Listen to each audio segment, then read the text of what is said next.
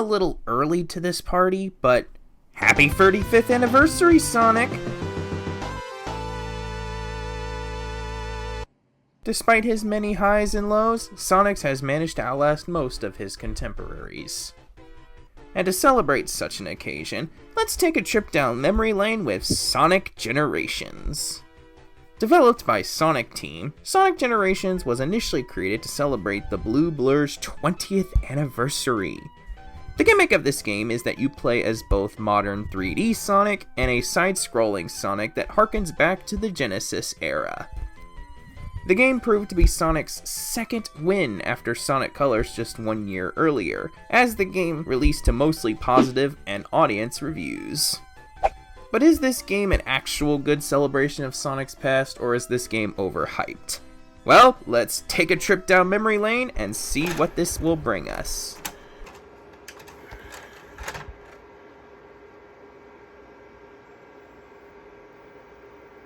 Considering Sonic is very well known for his unstable game quality in recent memory, I am very impressed that this one is mostly clean. The only gameplay affecting bug I ran into is that these gear teeths can sometimes clip into each other after inserting the third Chaos Emerald. You might not think this would actually do anything. It does. I need to save the world, damn it! Move!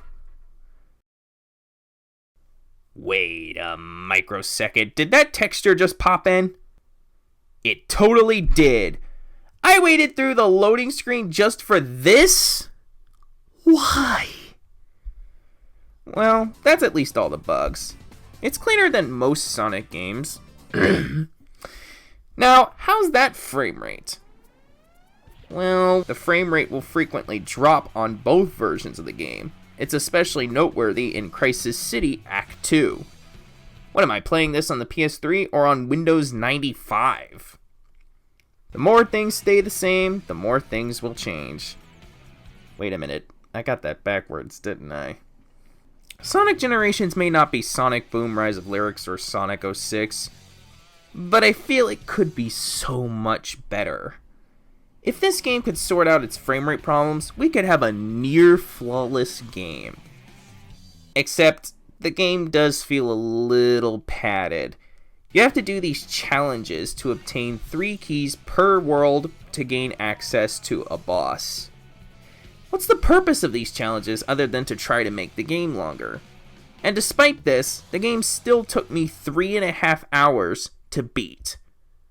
But you know what? I'm not really that surprised by this fact. Short games seem to be a bit of a problem for the Blue Blur as of late. I mean, just take a look at Sonic Forces. And that's a wrap on Sonic Generations. Or is it? Sonic Colors got a remaster a few years ago. Why can't Sonic Generations get one?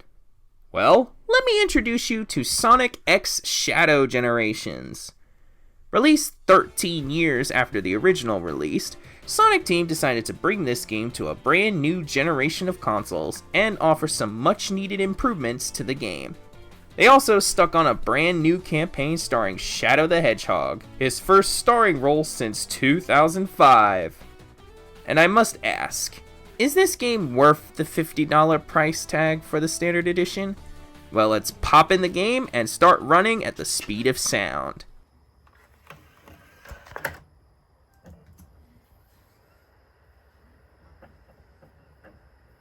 I see that we have an option to play both campaigns. Let's start with Sonic Generations first.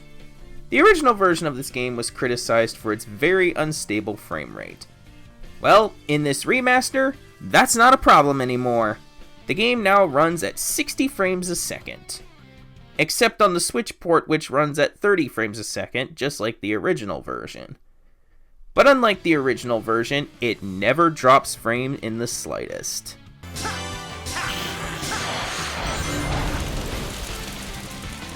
Well, it almost never drops frames. I really need to think before I talk, don't I? But while it might run smoother than the original version, the game counters this with a few extra glitches. For example, Sega didn't fix the gears from glitching out. The teeth can still clip into each other, making sure that the gears don't move. Hello? Are you going to move at some point? You know what? I'll just come back later and wait for you to... Oh, now you move! Anyways, let's... What? Why is the game pulling me back? I'm not doing that. Oh, fuck off, game. You did that shit on purpose. Hey, Sonic! Enjoy your future of clipping through objects and not running up this wall properly. It's gonna be great! Also, I didn't realize Sonic could skate without actually skating. Truly, he has mastered this craft. Wait, Sonic can float now? Wow. And that's it for gameplay affecting bugs. The remaining bugs won't affect anything, but you will notice them. Texture pop-in is something that carried over from the original version. Although, to be fair, it only seems to happen on the PlayStation 5 version, as the remaining versions have no pop-in whatsoever. Now, I want you to take a listen to this. Pay very good attention to the subtitles. Thank you, Mr. Sonic. Oh, did you get a new haircut? They didn't fix the subtitles from the original dialogue. Thanks, Sonic. Hey, is it me, or did you get a new haircut? That's lazy, Sega. Do better! And that's about it for the single player. Let's check out the multiplayer mode.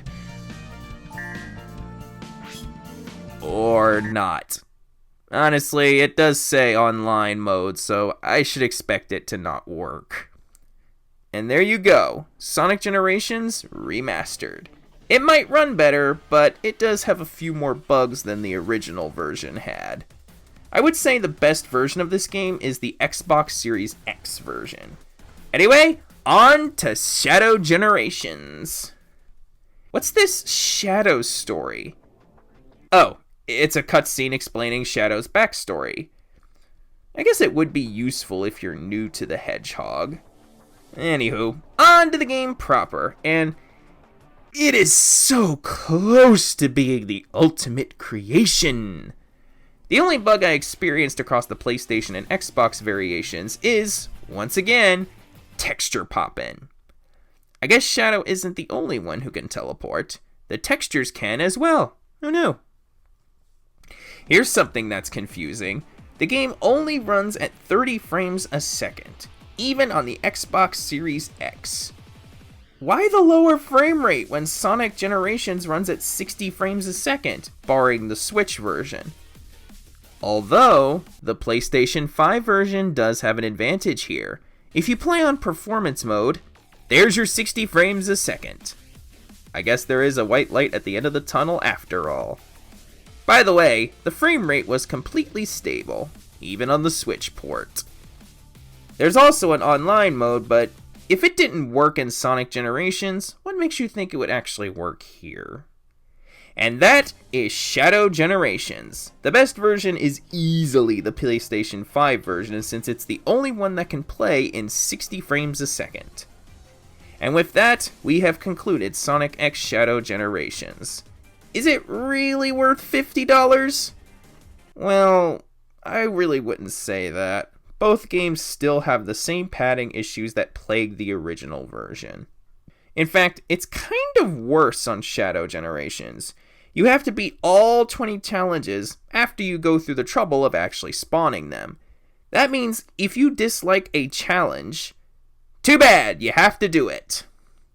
Give credit to Sonic Generations, you only had to beat 9 out of a possible 90 challenges. And despite this hurdle, the games are still too short. Neither game had a playtime that was longer than 4 hours. In fact, Sonic Generations took me less than 3 hours to beat. The shame of it all is that I really do like these games, and I think you should pick them up. But not at its asking price of $15.